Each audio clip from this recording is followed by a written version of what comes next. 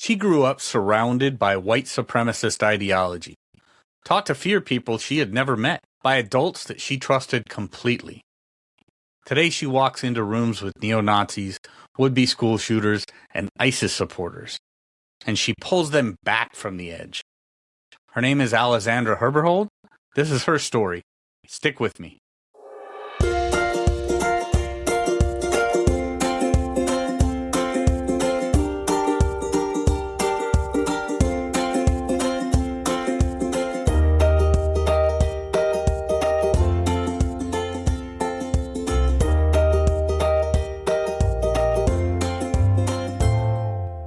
Welcome back, my friends, to the Derate the Hate podcast.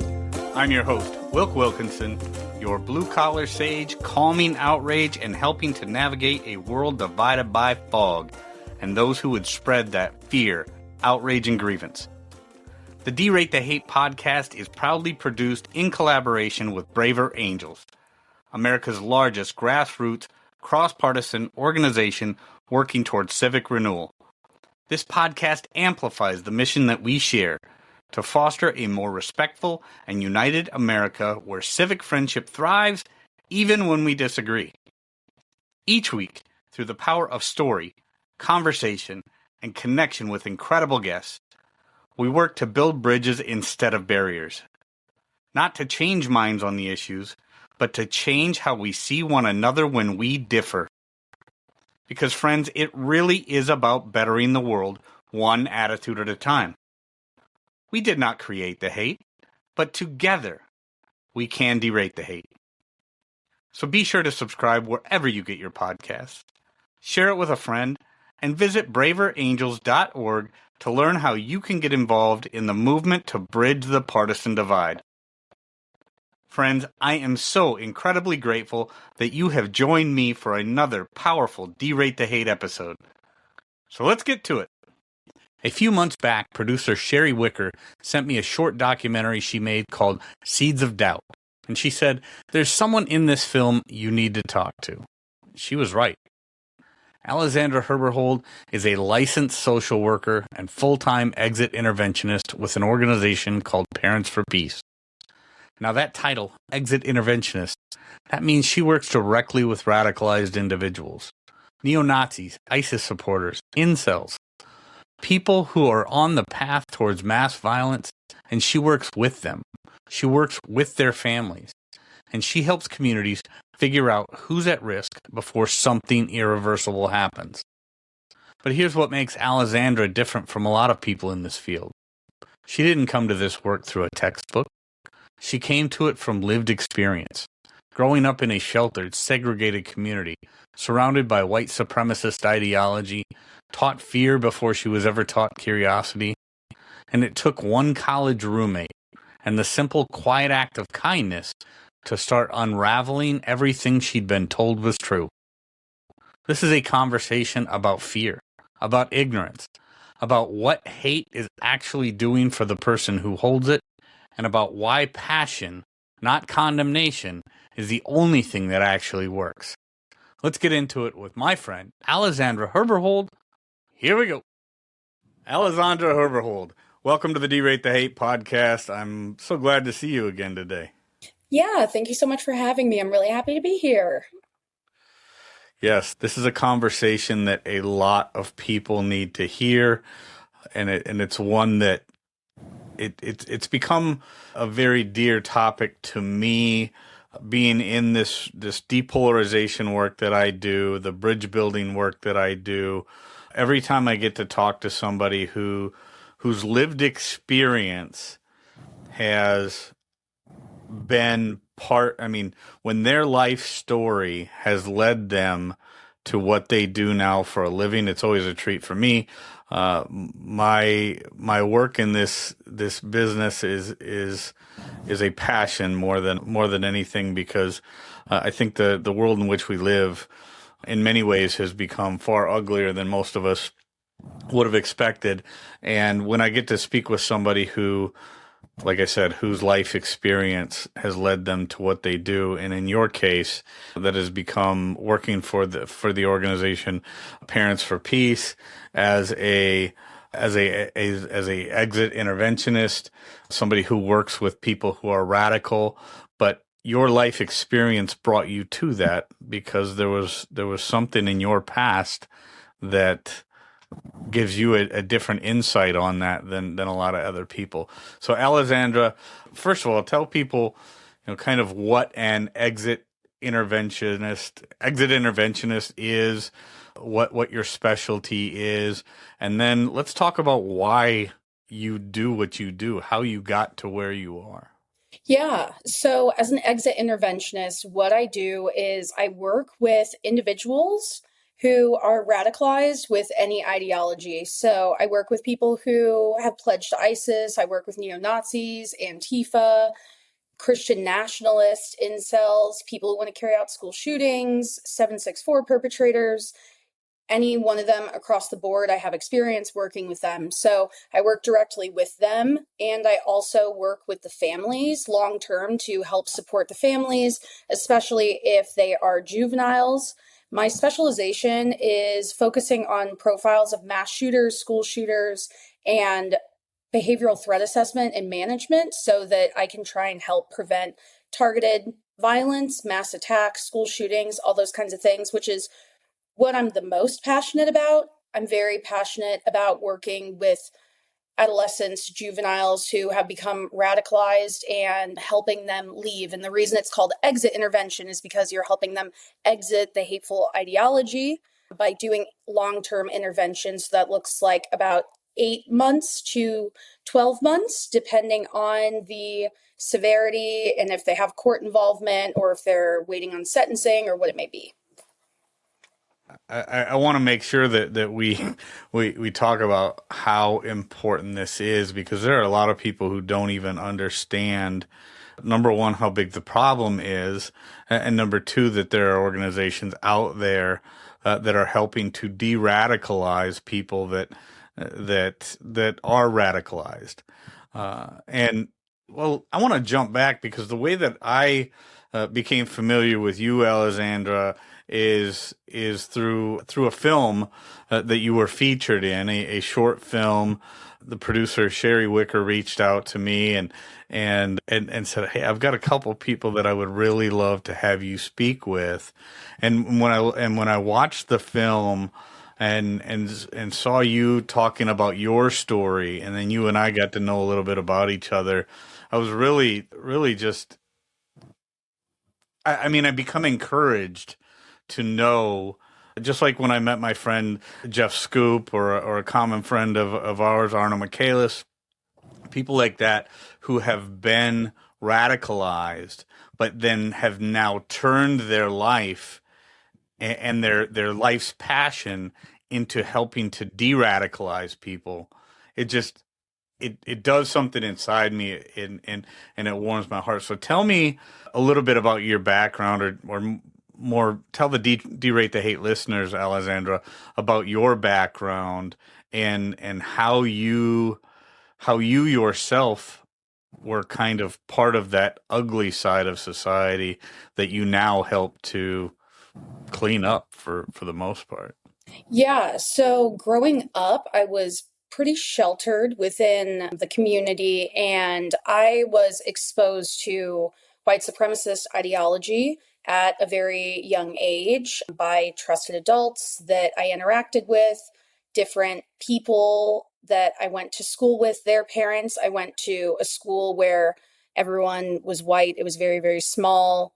The community was very racially segregated and has been for a very long time. There's been a lot of racial tension and things like that. And so I wasn't exposed to a lot of things until I became a teenager.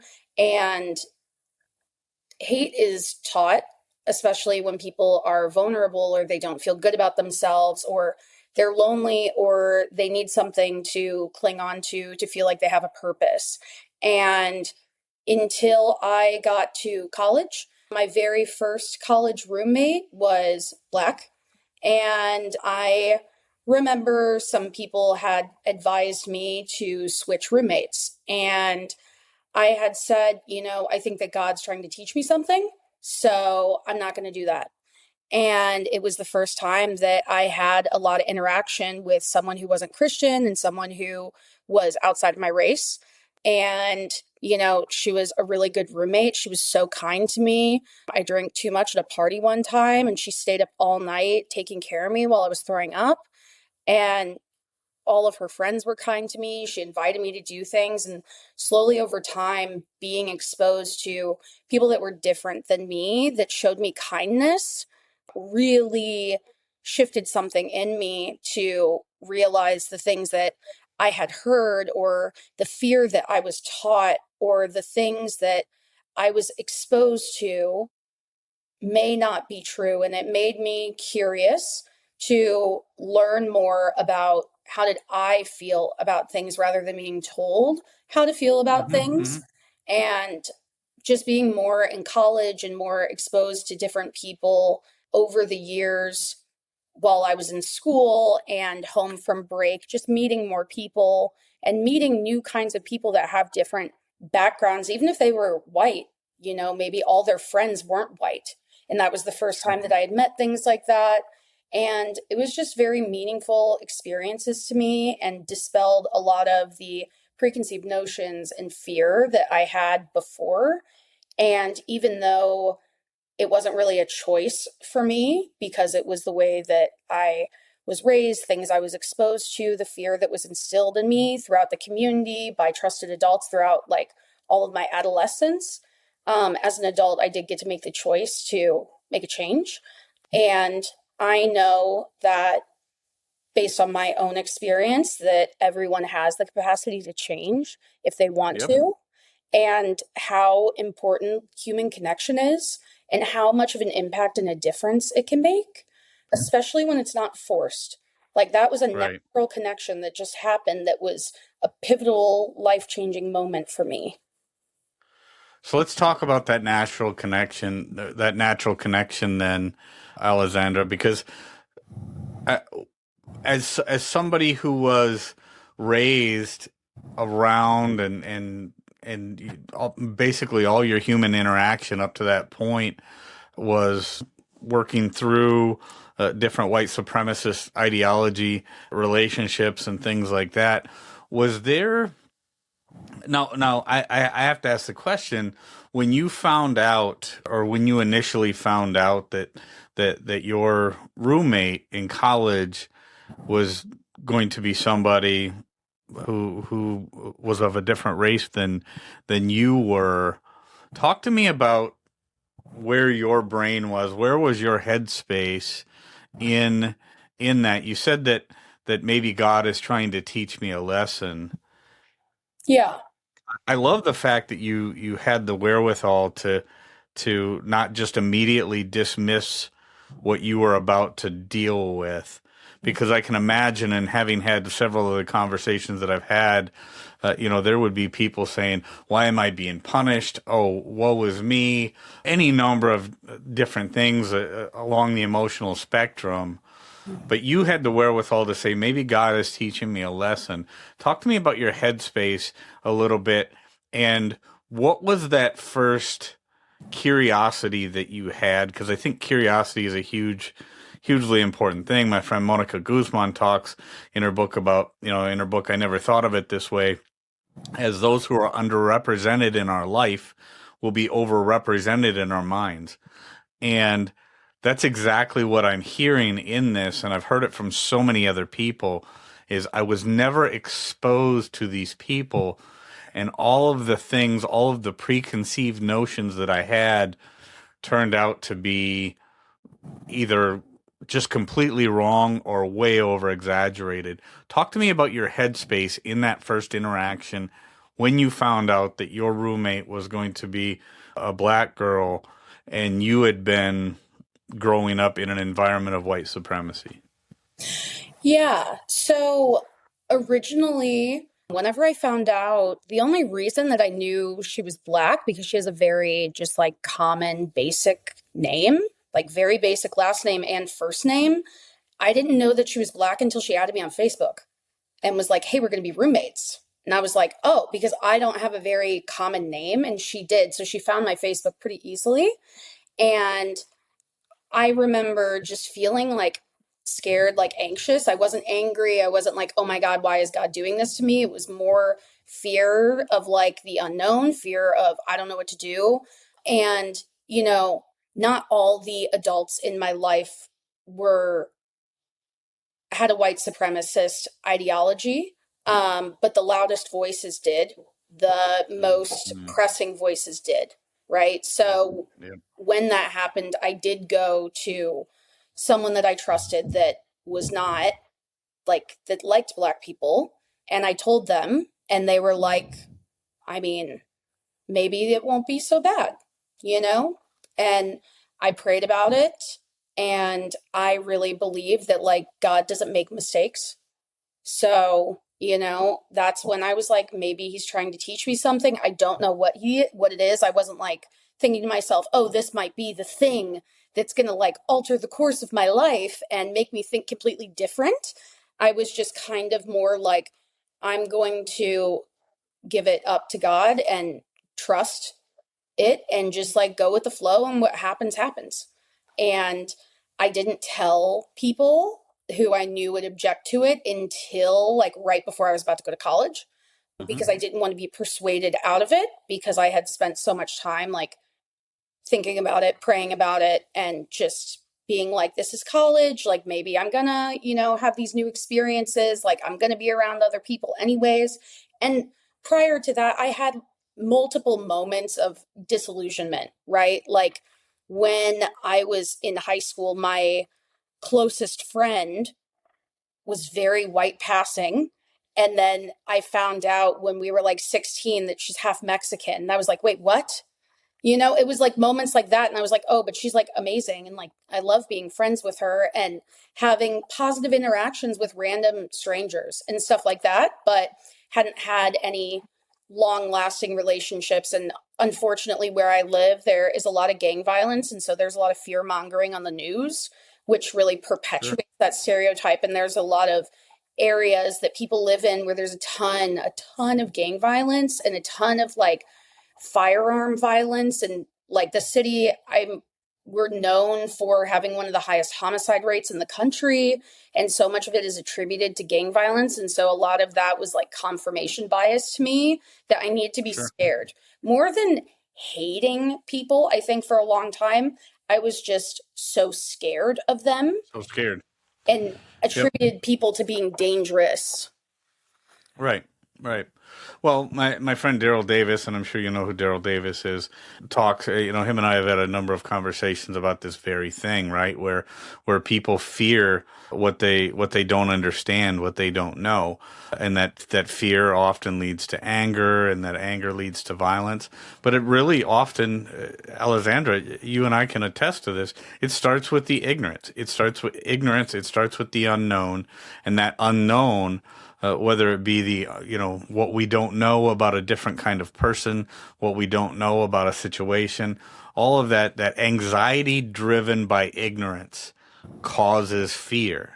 Yep. And then so often that fear becomes angry. Angry is a general is just a natural human impulse to those things that we are scared of.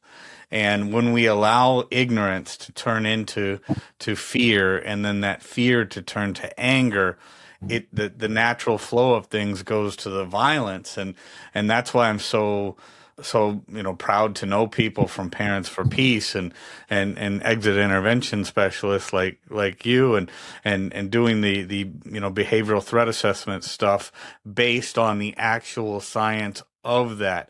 How do people become radicalized, and then how do we work them out of that radicalization? So talk to me then, Alessandra, more specifically about the work that you do. Now people understand this is part of your life experience, your lived experience. You know exactly what some of these things feel like.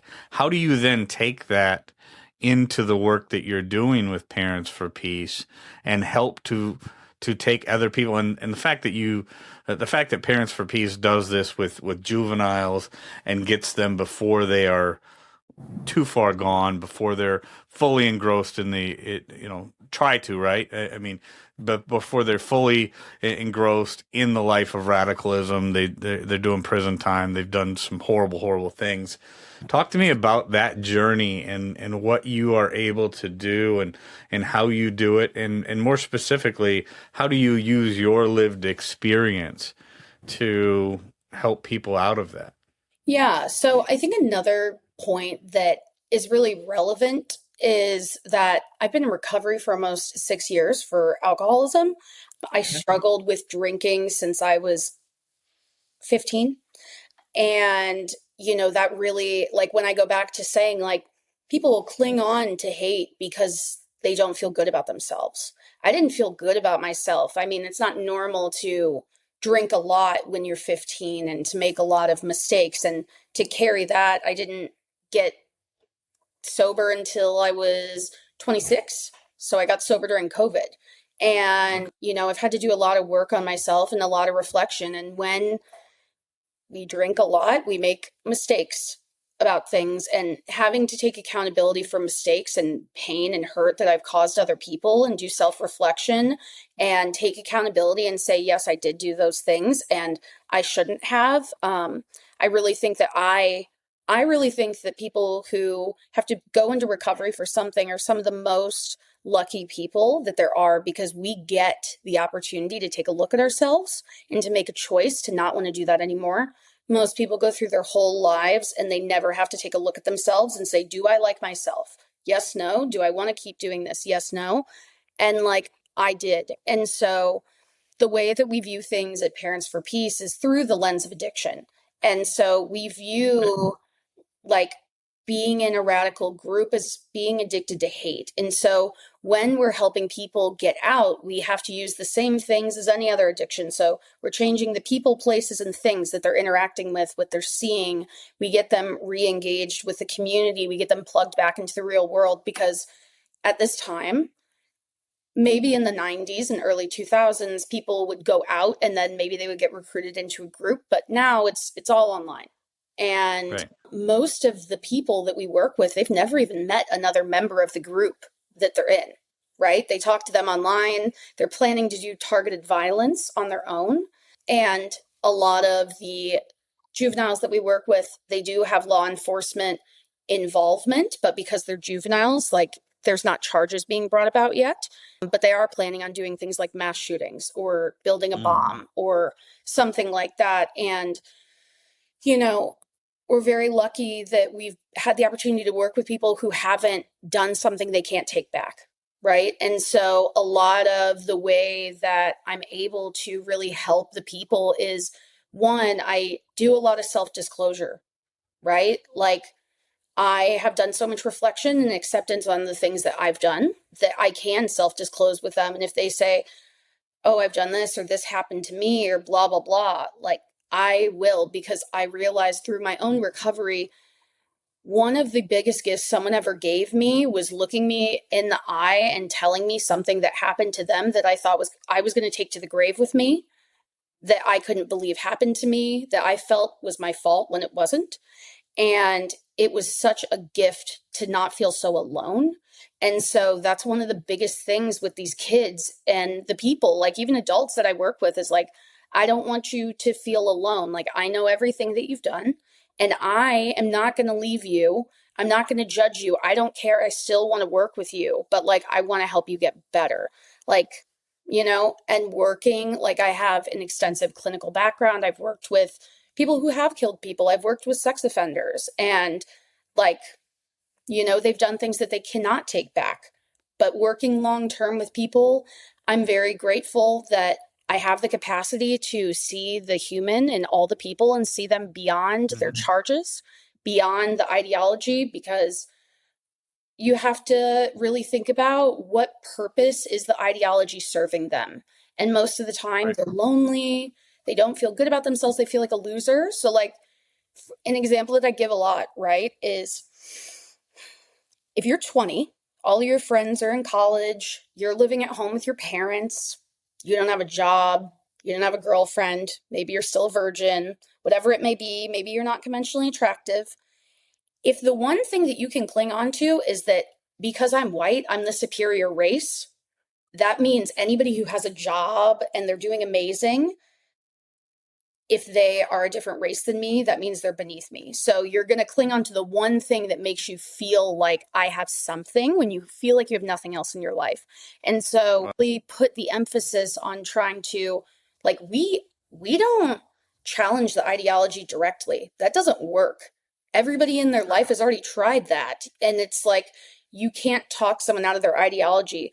So what you can do is help build their confidence, get them reconnected into the world, get some buy-in in different ways so that they're not clinging onto the ideology, and maybe they'll let go eventually because they met other people and their relationships or their job or their future is more important than the ideology. So their worldview changes.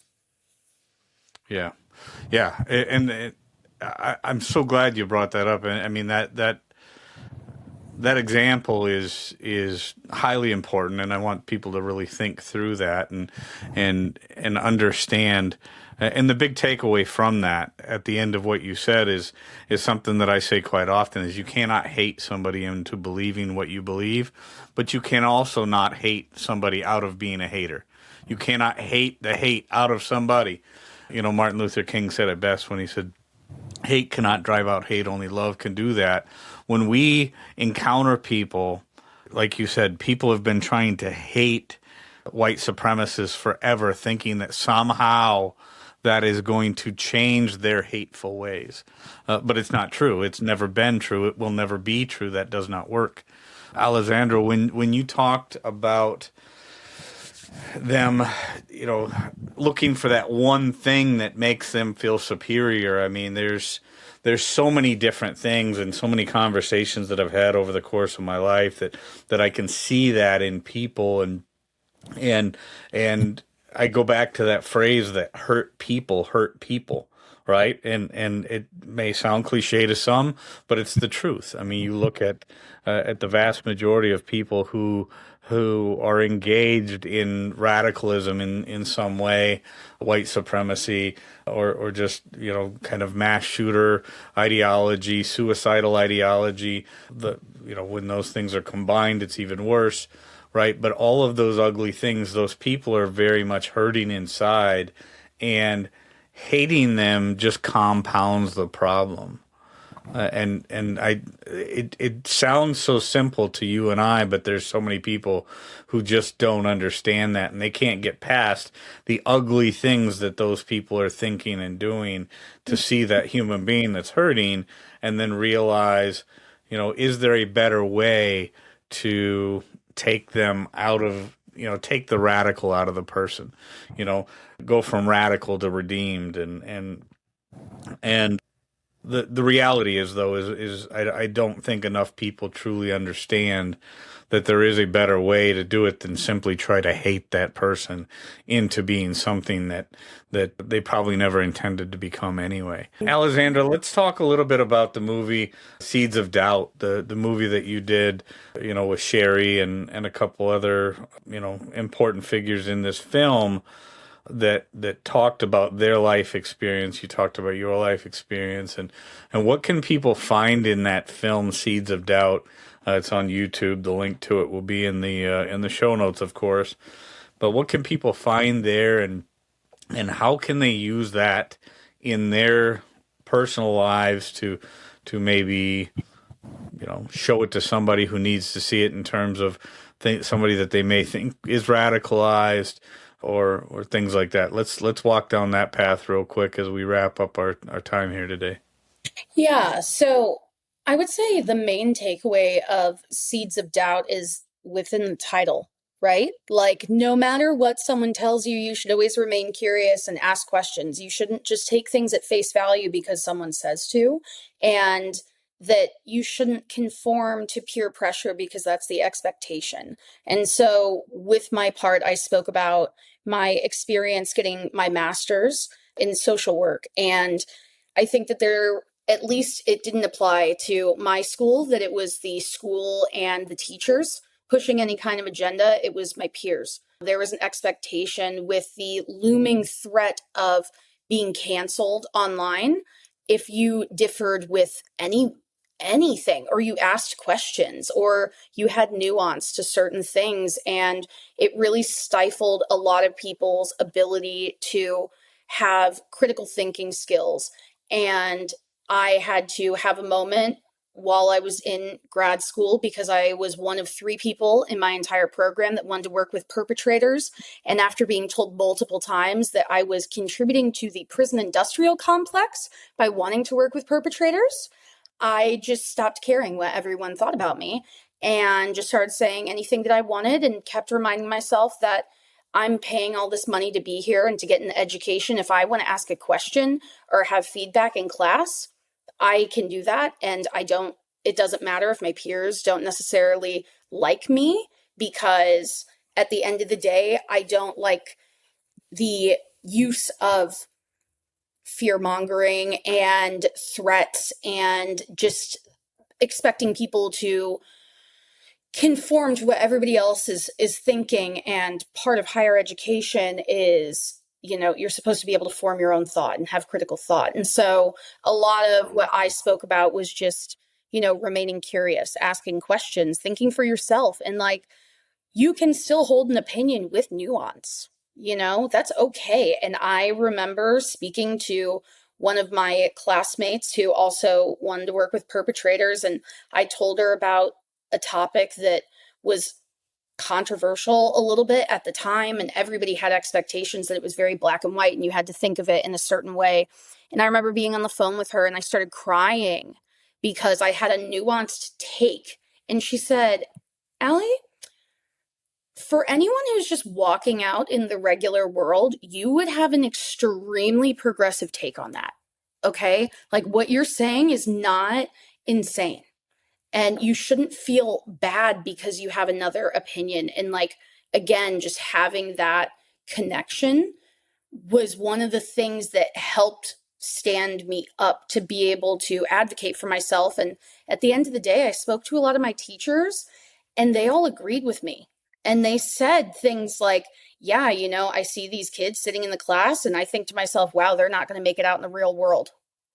And that it makes them sad. But even the teachers were being bullied. Like, when students didn't like certain things, or if a teacher made a mistake, they would rally their peers to all put in complaints about them to the administration. So there was a pervasive bullying culture that went on, not only for the students, but also for the staff, which was just absolutely devastating and impeded education, impeded being able to have like important conversations and discourse. Like, how else are you supposed to learn? Oh my gosh.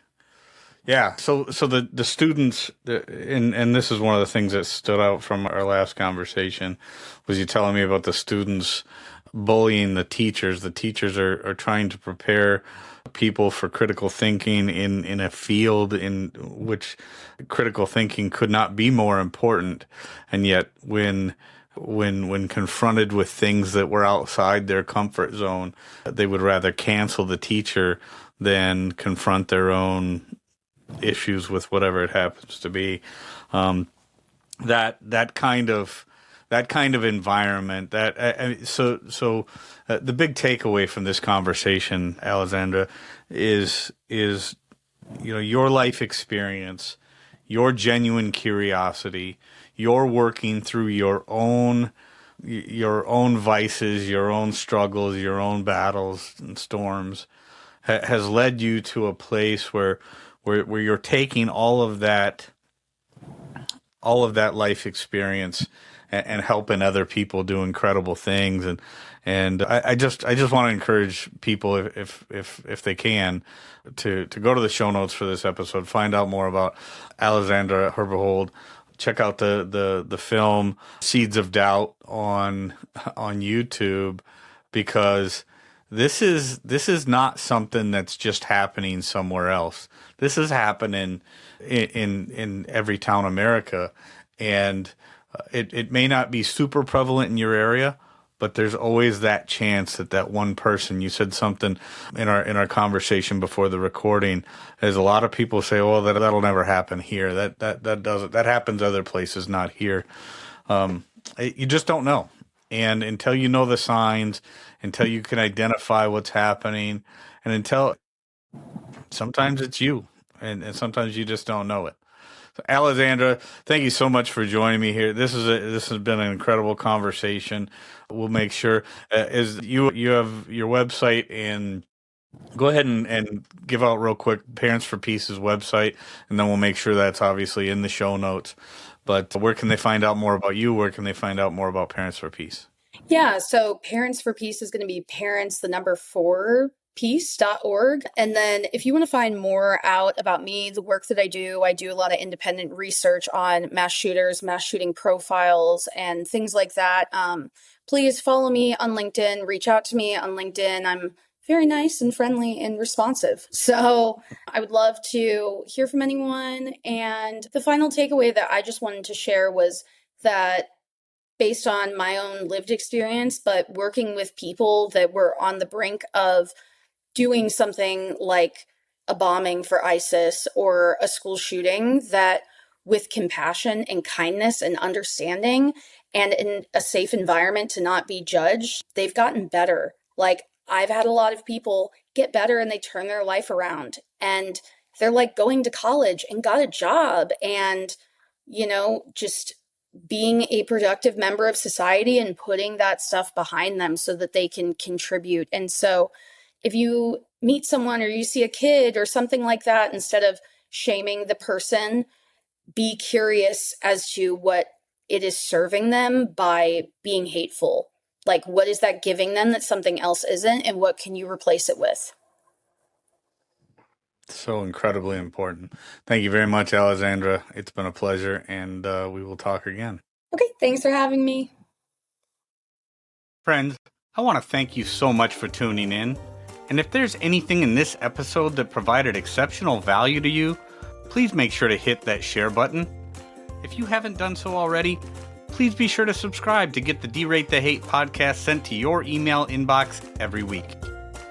We really are better together, so please take a moment to visit braverangels.org and consider joining the movement towards civic renewal and bridging our political divides. This is Wilk wrapping up for the week, saying get out there, be kind to one another, be grateful for everything you've got, and remember, it's up to you to make every day the day that you want it to be. With that, my friends, I'm going to back on out of here, and we will catch you next week. Take care.